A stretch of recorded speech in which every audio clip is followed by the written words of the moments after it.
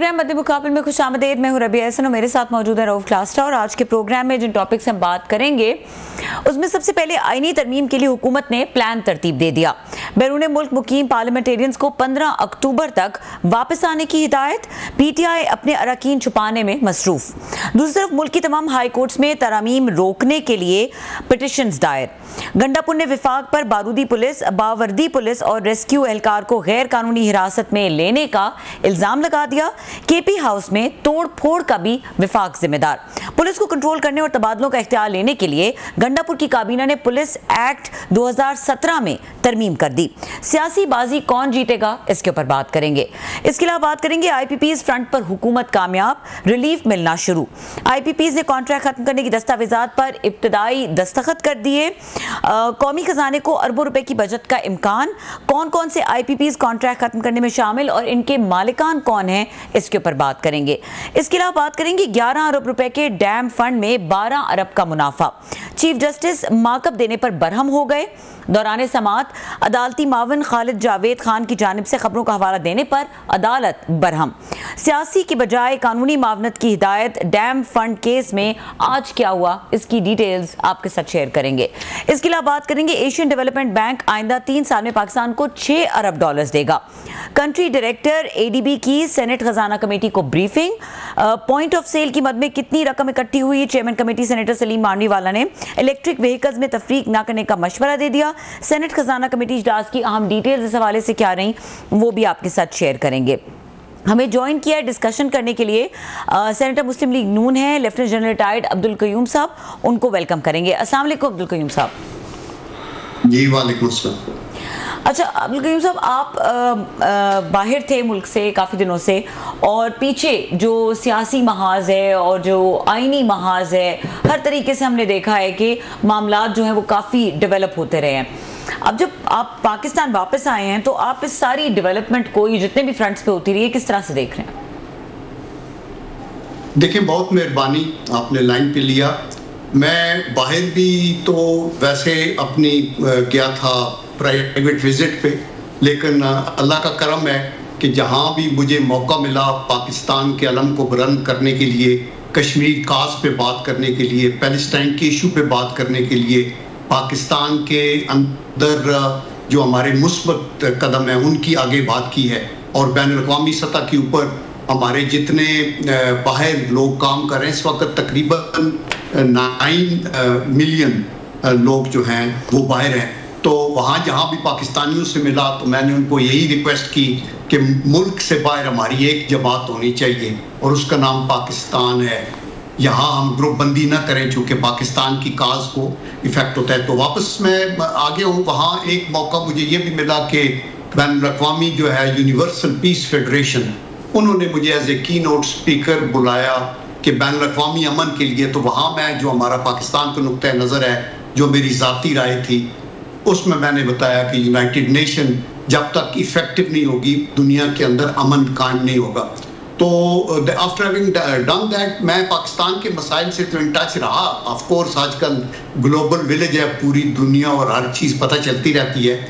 इसमें पहली बात जो आप अपने इंट्रो में भी कही है, ये कॉन्स्टिट्यूशनल अमेंडमेंट की बात है, जिसके अंदर वो चाहते हैं कि जो कॉन्स्टिट्यूशनल कोर्ट्स हों उनको बनाया जाए।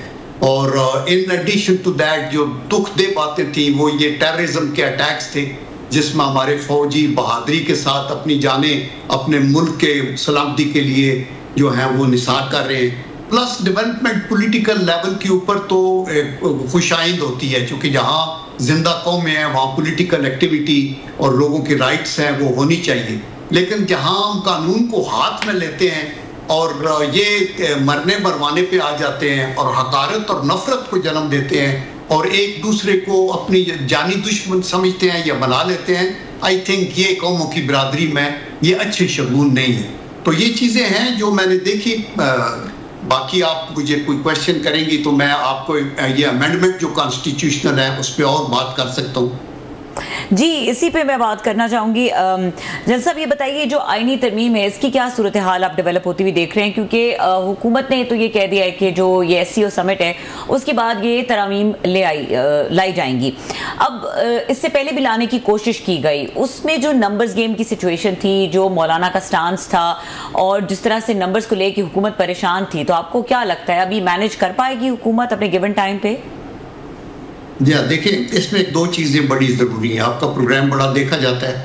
देखिए, आइडियली तो कॉन्स्टिट्यूशन में जो भी अमेंडमेंट हो वो कंसेंसस से हो तो बेस्ट है, बिकॉज जो लोग हुकूमत में हैं या अपोजिशन में हैं, सारों के अंदर अगर इतनी पॉलिटिकल बलूगत है कि वो अपना इसमें पॉलिटिक्स नहीं खेलेंगे बल्कि मुल्क के मफाद में पोस्टेरिटी के लिए बेहतरीन अमेंडमेंट्स लाएंगे। दुनिया के हर आईन में अमेंडमेंट्स आती रहती है, हमारे अंदर भी अभी 25 तो आ चुकी हैं, तो 26 अमेंडमेंट है।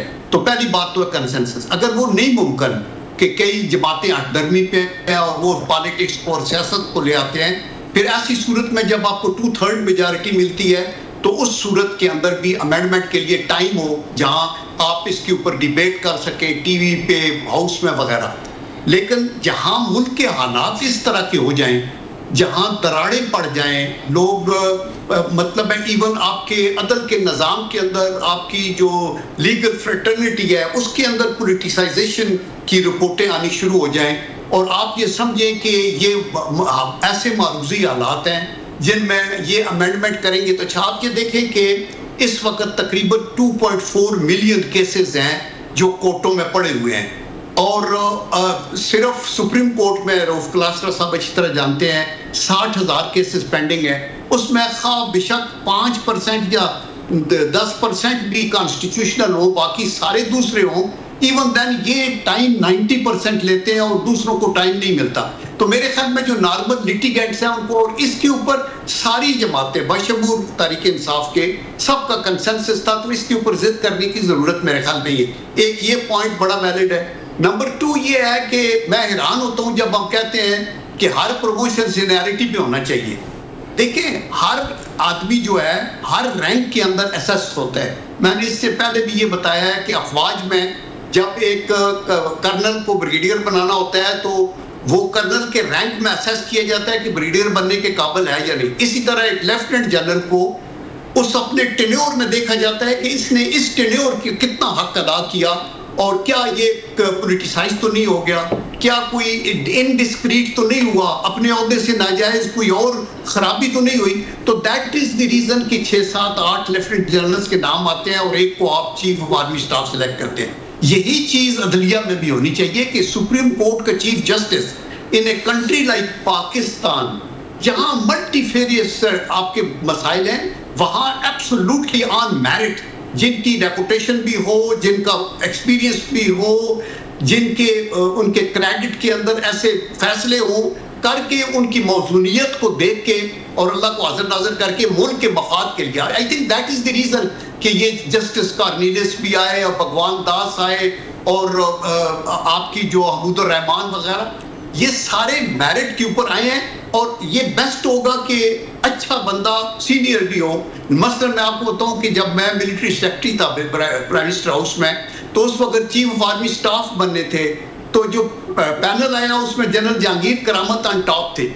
वो सीनियर भी थे, चीफ ऑफ जनरल स्टाफ भी रहे थे, वो टॉप क्लास हमारे क्रेडिबल जनरल्स थे, तो कोई प्रॉब्लम नहीं हुआ। लेकिन अगर जरूरी हो कि नहीं 3-4 पहले देखे हैं, उनमें से पहले का एक्सपीरियंस जान करनी है, कई लोग राइटिंग में अच्छे हैं, कई लोग फील्ड में अच्छे हैं, कई लोग बहुत से अच्छे रिसर्च के अंदर बड़े बेहतरीन है, तो आपको देख के मौजूदा हालात को तो आगे चलना चाहिए। यही होता है सारी आर्मीज में। तो मेरे ख्याल में दूसरी ये, और तीसरा टेन्योर की बात है, टेन्योर भी जरूर होना चाहिए। देखिए, एक चीफ जस्टिस आते हैं और 18 दिन रहते हैं या 1 महीना, और पूरी जिंदगी पोस्ट रिटायरमेंट में वो सुप्रीम कोर्ट के चीफ जस्टिस के सारे जो प्रिविलेजेस हैं और पर्क्स हैं वो लेते हैं। एक आते हैं वो 10 साल रहते हैं और वो 10 साल ब्लॉक रखते हैं, पीछे से पता नहीं कितने सुपर किस्म के हमारे जूरिस्ट और लीगल एक्सपर्ट्स आए होंगे और रिटायर होंगे और चीफ जस्टिस नहीं बने होंगे। So it is better, it should be said कि ये एज हो और ये टेन्योर हो, whichever is earlier you may से, कि 3 साल का टेन्योर हो या 68 ईयर या 66 ईयर्स एज हो, इसमें यही आर्मी का है कि लेफ्टिनेंट जनरल बनने के लिए आपको इतना एज हो, इतनी हो, जो भी अर्ली आ जाए उसके ऊपर वो रिटायर हो जाता है। तो मेरे ख्याल में ये 2-3 चीजें लीगल रिफॉर्म्स के हिसाब से ये ओवर ड्यू है और I think earlier the better के इनको कर दिया जाए। I think government is right, इसको इमीडिएटली बुला के लोगों को, दूसरों को भी कन्विंस जरूर करें अपोजिशन को और उनको कहें कि वो इस पे एग्री हो। लेकिन आपका जो राइट है आईनी, अगर 2/3 मेजॉरिटी मिलती है तो जरूर करें। और ये फायदा सिर्फ एक नून, काफ या लाम या किसी एक जमात का नहीं है, ये हर जमात का होगा। आज ये हुकूमत में है, कल कोई और होगा हुकूमत। जी बहुत शुक्रिया जनरल साहब, आपने बड़ा तफसील के साथ चीज़ें एक्सप्लेन की, स्पेशली ये मिलिट्री और सिविलियन प्रमोशंस हूँ, अपॉइंटमेंट्स हूँ, बड़ा आपने अच्छे तरीके से एक कंपैरिजन ड्रा करके हमें समझाया है सर। इसमें 2-3 सर मेरे सवालात जो इससे आपकी गुफ्तगू से पैदा होते हैं सर। आपने भी कहा कि जब आर्मी कमांडर्स की उनका टाइम आता है अपॉइंटमेंट का आर्मी चीफ के लिए, तो साफ ज़रा असेस किया जाता है कि कौन उसमें क्या क्या कैपेबिलिटीज़ हैं, क्या क्या चीज़ें हैं। माजी में सब हमने 2 चीज़ें देखी हैं सर, और प्राइम मिनिस्टर का राइट भी है, प्रेरोगेटिव भी है, कि नवाज शरीफ साहब ने back to back 2 army chief लगाए सर। उन्होंने जनरल मुशर्रफ साहब को असेस किया जब जनरल जहांगीर करामत साहब ने इस्तीफा दिया कि मुशर्रफ साहब जो हैं he will be the best choice, fair enough. उन्हें कुछ अरसे बाद एहसास हुआ नहीं ये चॉइस मेरा ठीक नहीं था, जनरल मुशर्रफ साहब जो हैं ही wasn't playing by the rules. तो उन्होंने उस वक्त के DGIS जो थे ये जनरल ज़ियाउद्दीन भट्ट साहब, उन्होंने उनको लगाया सर। उनका ख्याल था कि पहली असेसमेंट ठीक नहीं थी, लिहाजा मैं उसको करेक्ट करने की कोशिश करता हूँ। और जनरल भट्ट साहब जो हैं sir, if I am not wrong, वो इसके इंजीनियरिंग कोर्स से थे, और पहले हमने नहीं सुना था कि मिलिट्री कमांडर जो है कोई इंजीनियरिंग इस तरह के कोर्स से होगा चले, और वहाँ पे बहुत सारे आपको एक पावरफुल जनरल चाहिए होता है टू लीड एन आर्मी। तो आप इसको कैसे देखते हैं कि ये तो पॉलिटिशियन या प्राइम मिनिस्टर के असेसमेंट्स भी गलत हो सकते हैं सर, वो भी गलत चॉइसेस कर सकते हैं सर, तो उन पर तो कोई चेक एंड बैलेंस नहीं है सर। आपका ये क्वेश्चन बड़ा वैलिड है और बड़ा पोटेंट है, लेकिन इसको समझने की बात यह है कि एक तरफ आप एक बेहतरीन सिस्टम की बात कर रहे हैं कि वो इस तरह हो जिसमें आप मेरिट के ऊपर चुने, दूसरी तरफ आप पॉलिटिकल लीडर्स की अपनी विजन और एहलियत की बात कर रहे हैं कि अगर तो वो उसको मेरिट पे चुनता है तो वेरी गुड, अगर वो मेरिट पे नहीं चुनता तो इसका मतलब है प्रॉब्लम उन लोगों में है जिनको कॉरिडोर्स ऑफ पावर में हम इलेक्ट करके प्राइम मिनिस्टर बना देते हैं और वो कहते हैं कि ये मेरे फेवर में होगा, ये उसके फेवर में होगा।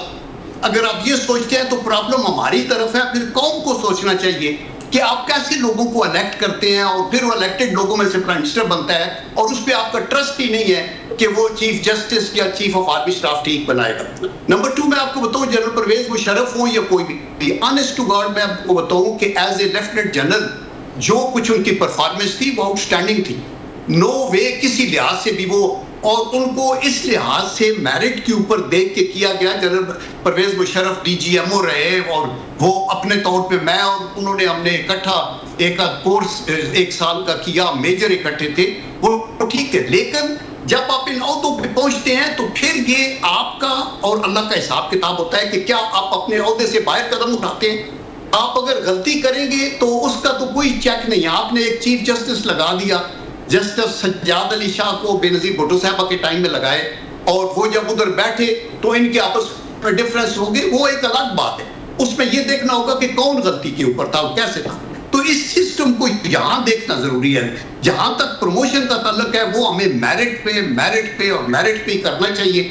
और मैं आपको ये बताऊं कि एक मिसल भी है कि एक ये जो CIA का कोई एजेंट था सोवियत यूनियन के अंदर, वो कहते थे कि जी एक रशियन को पकड़ा उन्होंने, उनका तुम CIA के एजेंट हो, तो वो पूरी इन्वेस्टिगेशन कराई तो कुछ साबित ना हुआ, तो वो पूरी सर्विस करके बंदा रिटायर हुआ, तो फिर वो बाहर चला गया तो उसको कहा, उसने कहा वाकई मैं एजेंट था, तो उसने कहा तुमने किया कुछ भी नहीं। उसने कहा नहीं, मैंने गलत जगह के ऊपर गलत बंदे लगाता रहा और ये रिवील हो किसी को नहीं हुआ, और इससे जो है एक मुल्क की तबाही इससे ज्यादा बढ़ के नहीं हो सकती। तो मेरे ख्याल में हमें मेरिट पे अच्छे लोग लगाने चाहिए, then leave it to them कि वो। अच्छा सर एक बात बताएं, आपने बड़े अच्छे तरीके से सारा इसको एक्सप्लेन किया। हमने ये देखा है जब भी आर्मी चीफ बनने की बारी आती है सर, टाइम आता है 3 साल बाद, तो उस वक्त लॉबिंग शुरू होती है। ये आपको भी पता है, हमें भी पता है कि और बहुत सारे लोगों ने भी, जब जनरल बाजवा साहब की अपॉइंटमेंट हुई थी, एक्सटेंशन हुई, तो बहुत सारे लोगों ने क्रेडिट लिया, मैं नाम नहीं लेना चाहता, ट्वीट्स भी किए गए और बताया गया जनाब कि मैंने सिफारिश की, उसने कहा मैंने की, मैंने नवाज शरीफ साहब को कहा, फलां को कहा।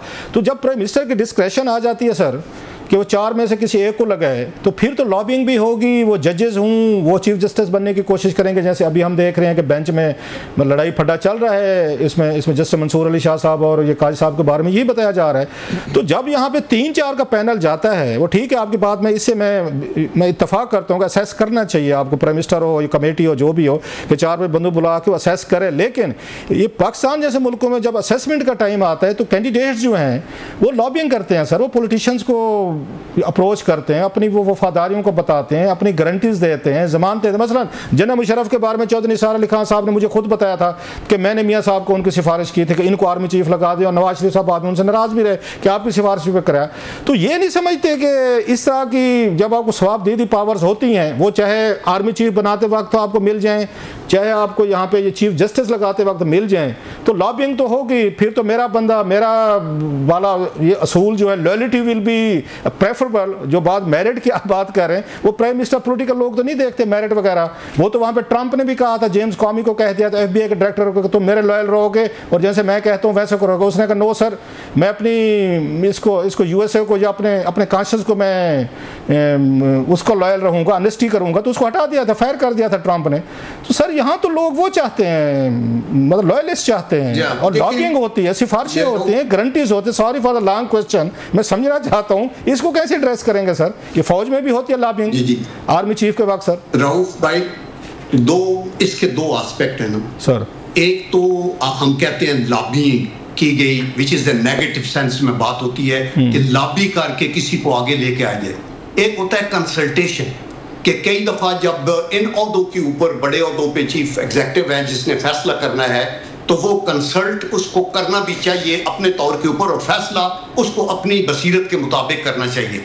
अगर एक फौजी लॉबिंग कर रहा है तो it is an undesirable act. और अगर हम आर्मी के अंदर कभी भी, आप कहते हैं ना आर्मी के, ये कहीं ऊपर जब ये पॉलिटिसाइज होता है तो लॉबिंग के चक्कर आते हैं। मुल्क के अंदर अगर मैंने कर्नल से ब्रिगेडियर बनना है या ब्रिगेडियर से जनरल बनना है, तो अगर मेरी लॉबिंग की कोई बात हो जाए, आप कर्नल ब्रिगेडियर को भी छोड़ दें, आप ISSB के अंदर कमीशन लेने के लिए भी अगर कोई लॉबिंग की बात आ जाए तो उसको रिजेक्ट कर दिया जाता है। अगर आप लेफ्टिनेंट कर्नल या ब्रिगेडियर से ऊपर जाने के लिए लॉबिंग की बात कहीं आई जाए तो वो नेगेटिव पॉइंट के तौर पे आता है।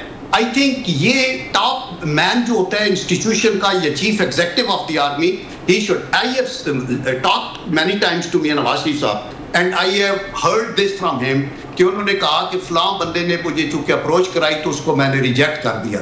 तो मकसद, लेकिन आफ्टर हैविंग सेड दैट, मैं कभी आपकी बात को नेगेट नहीं करूंगा। ये हमारे मुआशरे में है कि हम चीफ जस्टिस बनाना है तो लॉबिंग, वो उसका फायदा क्या होगा, उसका फायदा। अच्छा, आपसे कभी सर, आप क्योंकि आप बड़े बड़े ओहदों पे रहे हैं sir, eight top position, Benazir Bhutto साहबा के मिलिट्री सेक्रेटरी रहे हैं फॉर मेरा कपल ऑफ ईयर्स रहे हैं, और बड़ी पोजीशन लेफ्टिनेंट जनरल के ओहदे तक रहे हैं।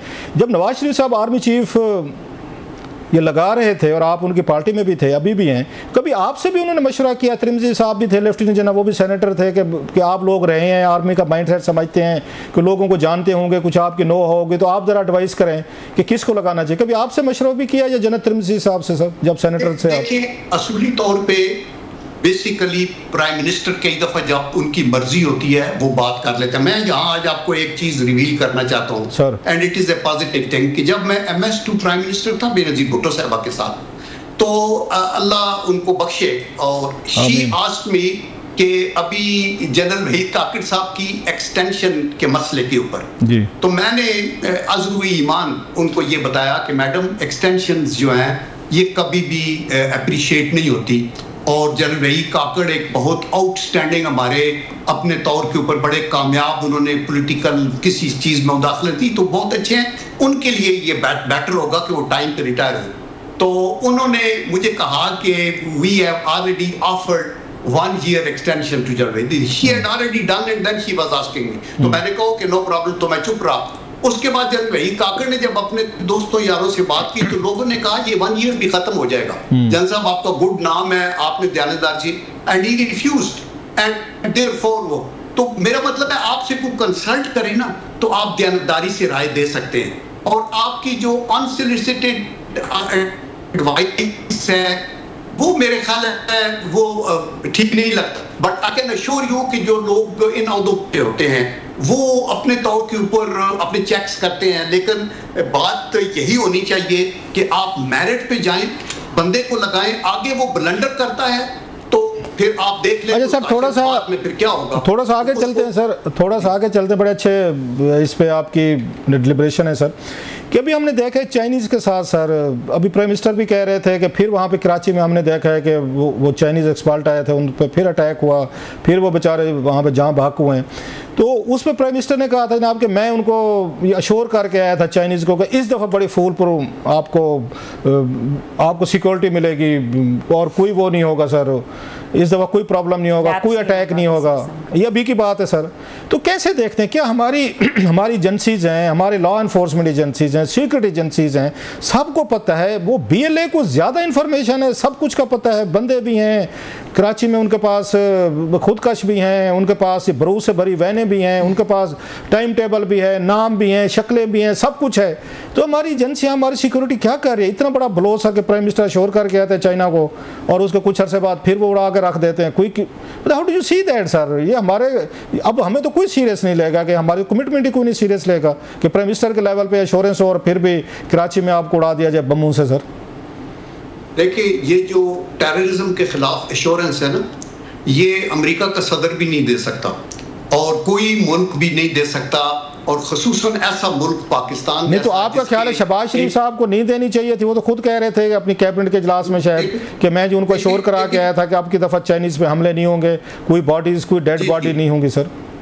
देखिए, हम जो रऊ भाई, हम रियलिटी को लेना, मसला ये है 2610 किलोमीटर लंबा बॉर्डर है आपका अफगानिस्तान के साथ, इंडिया के साथ भी। आप ये कहते हैं ना कि BLA को सारी इंफॉर्मेशन होती है, TTP को होती है, तो हमारी ये उनको इंफॉर्मेशन दी जाती है, और ये इंफॉर्मेशन उनकी नहीं है, ये हमारे दुश्मनों की इंफॉर्मेशन है, जो उनको सैटेलाइट कम्युनिकेशन देते हैं, इंटेलिजेंस देते हैं, असला देते हैं, पैसा देते हैं, और वो टाइम। लेकिन जनरल साहब, ये तो ये कराची के मतलब है, अभी वो वापस ही आए थे एयरपोर्ट से, मेरा ख्याल है निकले थे, गाड़ियां कॉन्वॉय वगैरह जा रहा था, उस वक्त का अटैक हुआ है। तो ये कराची से रिलेटेड सारी चीज़ें जो है पैसेंजर की हैं, लोग आ रहे हैं, उन्हें गाड़ी का पता भी निकली है, फलां जगह जा रही है, ये तो इंटरनल इनसाइड जॉब है सर। बाकी मतलब इंटरनेशनल साथी अपनी जगह पे होंगे।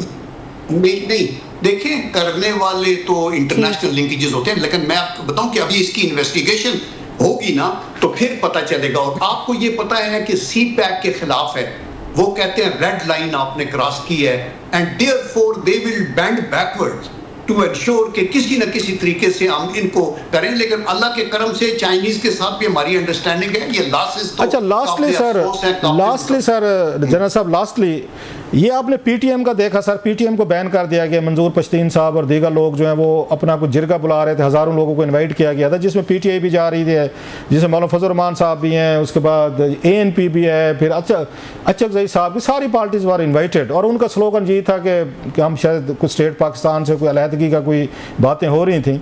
आप इसको कैसे देखते हैं? हम तो बड़े खुश थे, पूरा पाकिस्तान बड़ा सड़कों पे नाच रहा था कि तालिबान आ गए वहाँ पे काबुल में, और अब जो 40 साल हमने जंग लड़ी है, बंदे मरवाए हैं, जो नुकसान फ़ायदा हुआ है, आपकी दफ़ा फ्रेंडली हुकूमत आ गया है, और फिर हमारे सारे मसले, ये बॉर्डर, पूरा ट्राइबल एरिया ख़त्म हो जाएगा। तो TTP ने भी कहा जी 5 दिन के लिए हम सीज़ फायर कर रहे हैं। लगता ही है कि वो PTM और TTP और वो अफगानिस्तान सारा वो तो यूनाइट हो रहे हैं, इकट्ठे हो रहे हैं सर। और जो हमारी स्ट्रैटेजी पॉलिसी थी 40 साल तक कि वहाँ पे काबुल में अगर ये हमारे भाई आ गए तो फिर इसके बाद तो मसले हल हैं, तो मसले तो बढ़ गए हैं सर। वो तो बहुत ज़्यादा डेंजरस एस्केलेशन नज़र आ रही है वहाँ पे सर। देखो, ये सिचुएशन तो सीरियस है ऑफ कोर्स, लेकिन आपको पता है ना कि ये जो पश्तून तहफ़्फ़ुज़ मूवमेंट है, ये पहले मसूद तहफ़्फ़ुज़ मूवमेंट थी। जब एक मसूद का कत्ल हुआ कराची के अंदर, और उनकी डिमांड थी कि पुलिस का वो ऑफिसर जो है उसको पकड़ा जाए, और एक्स्ट्रा जुडिशियल किलिंग हुई है। तो इसके बाद 2014 में ये हुआ, तो 2018 में फिर उन्होंने देखा, जब थोड़ी पजीराई मिली है और एंटी स्टेट एलिमेंट्स उनके साथ शामिल होते गए, तो उन्होंने कहा कि इसको पश्तून का नाम ले लेते हैं, तो PTM बन गई। अभी उनका जो मैनिफेस्टो है वो तो बड़ा ठीक ठाक है कि जी फॉर एग्जांपल मिसिंग पर्सन की बात है, मसलन एक्स्ट्रा जुडिशियल किलिंग नहीं होनी चाहिए, इस तरह के मसलन इंसानी हकूक की बात, मसलन हम पश्तून और बलोच के हकूक की बात करते हैं, ये चीजें तो ठीक है, लेकिन ऑनेस्ट टू गॉड मैं आपको बताऊं कि सामने फेस कुछ और होता है और पीछे कुछ और होता है। अभी ये जितनी एक्टिविटी अपने तौर पे कर रही है, ये वो लाइन टॉक कर रहे हैं जो इंडिया कह रहा है। मोदी ने भी खुद कहा था बलोचियों को एड्रेस करके कि ये BLA क्या है, इनके पीछे कौन है। BLA के बंदे जो कहीं बीमार हुआ तो वो भी बम्बई के हॉस्पिटल में जाके उसका इलाज हुआ, और वो ये दी हिंदू ने लिखा रिवील किया कि इस तरह करके, और फिर बाद में उनका हेडक्वार्टर द हिंदू अखबार की बात कर रहे हैं आप, अब द हिंदू अखबार की बात कर रहे हैं सर आप।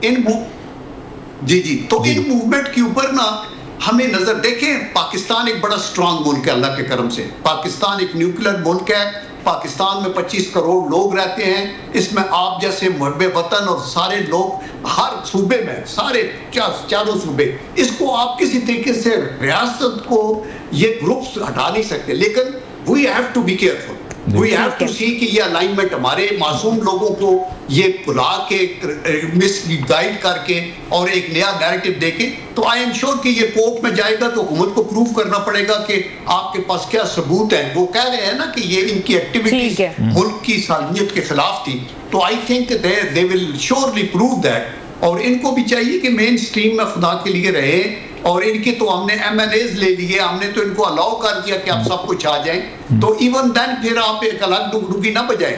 पाकिस्तान एक डिफिकल्ट कंट्री है। ठीक है, आपका पॉइंट आ गया है, बहुत शुक्रिया, आपने इतनी एक्सक्लूसिव डिस्कशन की इतने अहम मौजूआत पे हमारे साथ। और यहाँ पे वक्त हुआ है ब्रेक का। ब्रेक के बाद हमारे साथ मौजूद होंगे सीनियर सहाफ़ी सुहेल भट्टी साहब, उनसे बात करेंगे कुछ IPPs के हवाले से। IPPs को लेके ये कुछ खबरें सामने आ रही हैं कि 5 IPPs हैं जिन्होंने अपने कॉन्ट्रैक्ट ख़त्म कर दिए हैं। अब उसका जाहिर है एक रिलीफ का एस्पेक्ट है जो आवाम के हिस्से में आएगा, कितना रिलीफ मिलेगा और किस तरह के मुआहदे हैं जो ख़त्म हुए, इसके ऊपर बात करेंगे ब्रेक के बाद। हमारे साथ रहिए।